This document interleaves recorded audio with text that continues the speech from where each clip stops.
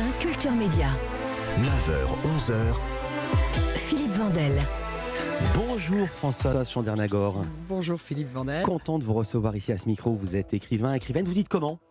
J'aime mieux écrivain, mais je veux bien autrice ou romancière, bien sûr. Membre de l'Académie Goncourt, ça veut dire que vous faites partie du jury qui décerne le fameux prix littéraire. C'est bientôt, on va en reparler, on en dira un mot. Vous êtes également énarque, célèbre surtout pour vos romans historiques, notamment L'Allée du Roi. Je vais le citer d'abord parce que c'est le premier, il était sorti en 83, et aussi parce qu'il fut un best-seller.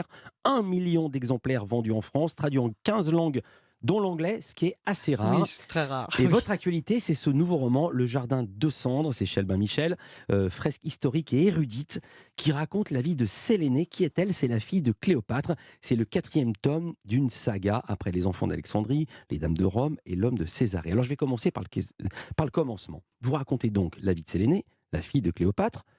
J'ignorais qu'elle avait une fille. Mais tout le monde l'ignore. Pour qui s'est arrêté Astérix, qui est ma culture antique, qui était le papa ? C'était pas Jules César. Non, c'est Marc-Antoine, son grand amour quand Ouais. même. Ils étaient plus assortis par l'âge, bien que Marc-Antoine soit un peu plus âgé que Cléopâtre, mais il y avait moins d'écart d'âge qu'avec César. Là. Et moi, je pense qu'ils se sont aimés peut-être plus qu'elle n'avait aimé César. Mais bon, César, c'est un jeu politique très fort. Bon, Vous vous intéressez à Sélénée, dont j'apprends, en fait, j'ai tout appris, puisque j'ignorais même son existence, qu'elle a été traînée derrière Octave avec, je vous cite, le pseudo-cadavre de sa mère, Oui. et elle-même, cette petite Sélénée, enchaîné. huée par la foule. Oui. Où et pourquoi ? Porteuse de chaîne. Eh bien, parce que Cléopâtre, que Octave Auguste espérait bien traîner à son triomphe, chargée de chaînes, et faire huer par la foule romaine avant de l'exécuter, Cléopâtre lui a échappé par le suicide. Donc, il s'est rabattu sur ce qu'il a trouvé. Il a tué le maximum. Alors, Cléopâtre avait 4 enfants, hein, ce qu'on sait peu. Hein, on la montre toujours qu'avec l'enfant de César, qu'il a tué tout de suite. Hein, et puis, il a tué des demi-frères de Sélénée, d'autres, des enfants de Marc-Antoine. Et puis, assez vite, les 2 garçons qui vivaient encore avec Sélénée sont morts. Et elle est présentée, elle a 10 ans.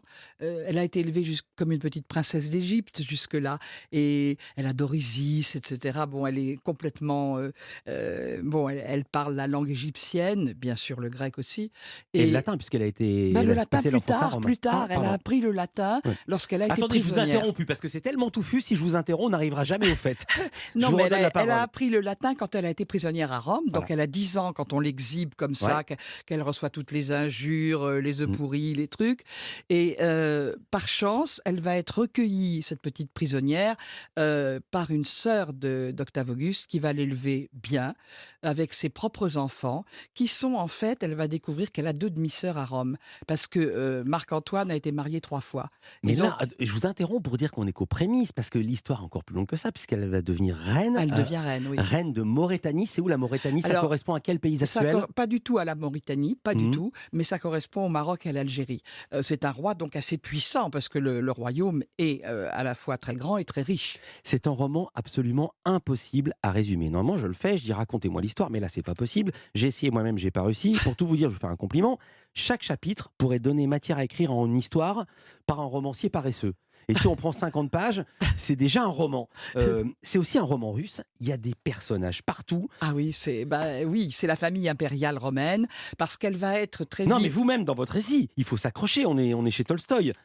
Page 22, écoutez, j'ai compté en 20 lignes, il y a 10 noms propres.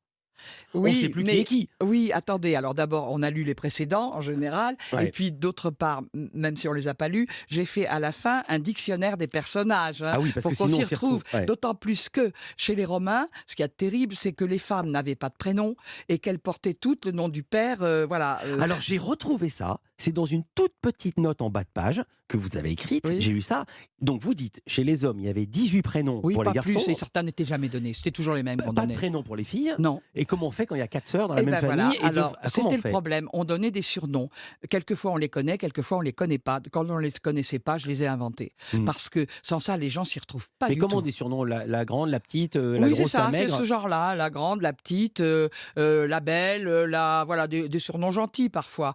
Et puis, les hommes pouvaient avoir des surnoms. Parce que comme on donnait aussi par exemple, Caius, la moitié des Romains s'appelaient Caius quasiment. Bon. Et donc, par exemple, Caligula qui s'appelait Caius, on l'appelait Caligula petite bottine, ça voulait dire, parce qu'il avait porté des petites bottes quand il était dans les camps militaires de son père. En fait, c'est comme les footballeurs brésiliens. Vous saviez ça ou pas? Non. Il y a tellement de mêmes prénoms portugais, de noms de famille à cause de l'immigration portugaise au Brésil, qu'on leur a donné des surnoms.